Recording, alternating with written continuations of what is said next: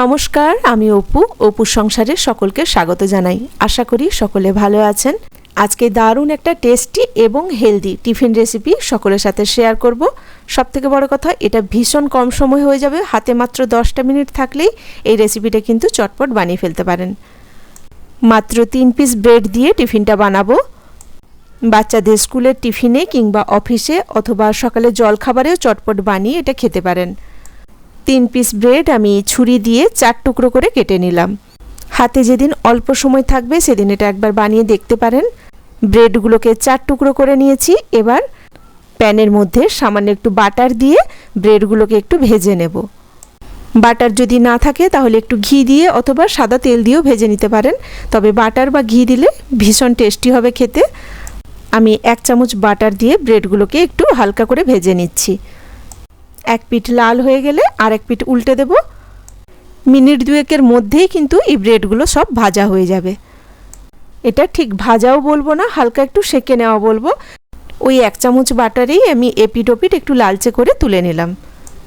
এবার একটা বোলের মধ্যে নিয়ে নিচ্ছি গাজর কুচি, কুচনো বিনস, ক্যাপসিকাম কুচি, দিয়ে দিলাম 1 মুঠো মটরশুঁটি, সাথে একটু পেঁয়াজ কুচি দিয়েছি, কাঁচা লঙ্কা কুচি দিয়েছি আর খানিকটা ধনেপাতা কুচি।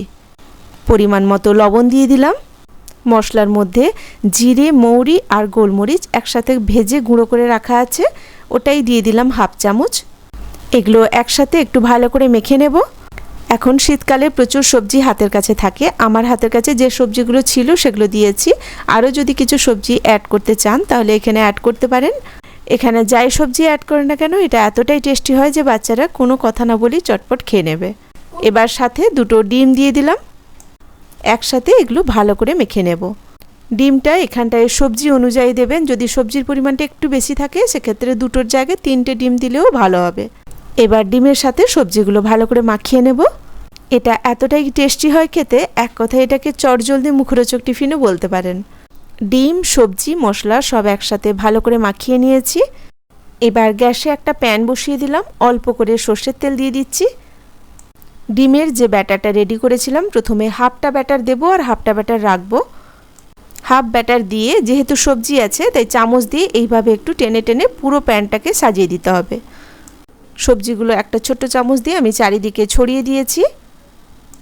এবার যে রুটিগুলো ভেজে তুলে রেখেছিলাম এর উপরে রুটিগুলোকে সুন্দর করে সাজিয়ে দেব। গ্যাসের ফ্লেমটা এই সময় একদম লো রাখবেন, নইলে তলাটা পুড়ে যাবে আর সবজিগুলো সেদ্ধ হবে না। আমি চটপট রুটিগুলোকে সাজিয়ে দিলাম ডিমের চারিদিকে। এই কাজটা একটু তাড়াতাড়ি করতে হবে। এবার সবগুলো রুটি চারিদিকে সাজিয়ে দিয়েছি।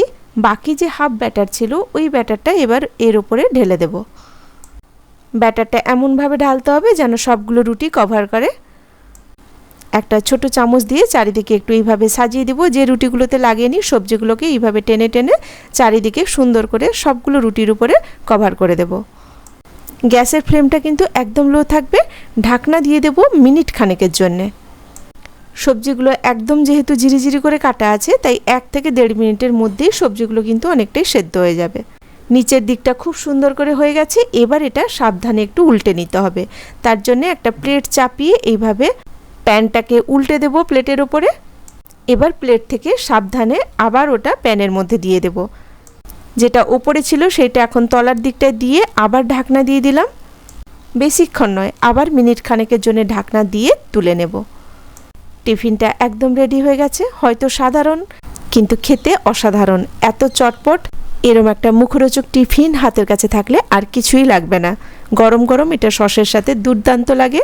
তো কেমন লাগলো আজকের রেসিপি ছোট্ট একটা কমেন্ট করে জানাবেন। আর যদি ভালো লেগে থাকে তাহলে একটা লাইক দিয়ে দেবেন। সকলে ভালো থাকবেন, সুস্থ থাকবেন। কথা হবে আবার পরে ভিডিওতে নতুন কোনো রেসিপি নিয়ে। আজ এখানেই রাখি। নমস্কার।